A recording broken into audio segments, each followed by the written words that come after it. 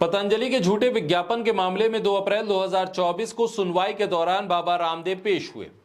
इसके अलावा पतंजलि आयुर्वेद के एमडी आचार्य बालकृष्ण भी देश की शीर्ष अदालत में हाजिर हुए और कोर्ट ने दोनों को कड़ी फटकार लगाते हुए कहा कि कोर्ट को गंभीरता से लें, कानून की महिमा सबसे ऊपर है और आपने सारी सीमाएं लांघ दी हैं। कोर्ट ने पिछली सुनवाई में दोनों को अवमानना नोटिस जारी करते हुए कोर्ट में पेश होने के लिए कहा था।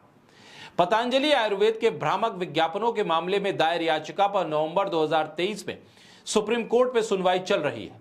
यह सुनवाई सुप्रीम कोर्ट में जस्टिस हेमा कोहली और जस्टिस एहसानुद्दीन अमानुल्लाह की बेंच ने की है। सुप्रीम कोर्ट ने उत्तराखंड सरकार से भी पूछा कि केंद्र सरकार की सलाह के बाद क्या कदम उठाए गए। सुप्रीम कोर्ट ने रामदेव को हलफनामा दाखिल करने के लिए आखिरी मौका दिया। सुप्रीम कोर्ट 10 अप्रैल को मामले की अगली सुनवाई करेगा। अगली सुनवाई पर बालकृष्ण और रामदेव को पेश होना ही होगा। सुप्रीम कोर्ट पतंजलि की तरफ से दिए गए जवाब से संतुष्ट नहीं दिखा और कंपनी के रवैये पर नाराजगी जताई। रामदेव के वकील ने सुप्रीम कोर्ट से हाथ जोड़कर माफी मांगी। सुप्रीम कोर्ट की जस्टिस हेमा कोहली ने कहा कि हमें हैरानी है कि इतना सब कुछ होने के बावजूद केंद्र सरकार ने अपनी आंखों को बंद रखा।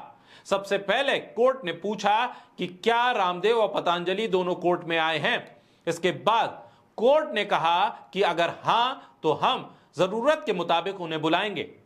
सुप्रीम कोर्ट ने पूछा कि रामदेव का हलफनामा कहां है। कोर्ट ने कहा कि पतंजलि और बालकृष्ण की तरफ से हलफनामा दाखिल हुआ है। कोर्ट ने आगे कहा कि इनको 2 हलफनामे दाखिल करने चाहिए थे, लेकिन एक ही किया गया और दूसरा हलफनामा दाखिल नहीं किया गया। अवमानना नोटिस को लेकर सुप्रीम कोर्ट ने कहा कि हमने पहले कंपनी और एमडी को जवाब दाखिल करने के लिए कहा था। जब जवाब नहीं दाखिल किया गया तब अवमानना नोटिस जारी किया। बालकृष्ण के वकील ने उनका एफिडेविट पढ़ने को कहा।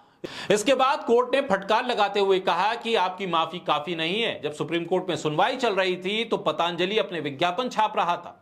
सुप्रीम कोर्ट ने साफ तौर पे कहा कि अदालत के आदेशों को हल्के में नहीं लिया जा सकता। देश सेवा का बहाना मत बनाइए, अदालत को गंभीरता से लें। सुप्रीम कोर्ट ने तल्ख टिप्पणी करते हुए कहा कि आपकी ओर से आश्वासन दिया गया और उसके बाद उल्लंघन किया गया। ये देश की सबसे बड़ी अदालत की तौहीन है और अब आप माफी मांग रहे हैं। हमें यह स्वीकार्य नहीं है। आपने एक्ट का उल्लंघन कैसे किया? आपने कोर्ट को अंडरटेकिंग देने के बाद भी उल्लंघन किया है। आप परिणाम के लिए तैयार हो जाएं। सुप्रीम कोर्ट ने रामदेव पर टिप्पणी करते हुए कहा कि आप चाहें जितने ऊंचे हों, क्या आप कानून से ऊपर हैं? कानून की महिमा सबसे ऊपर है।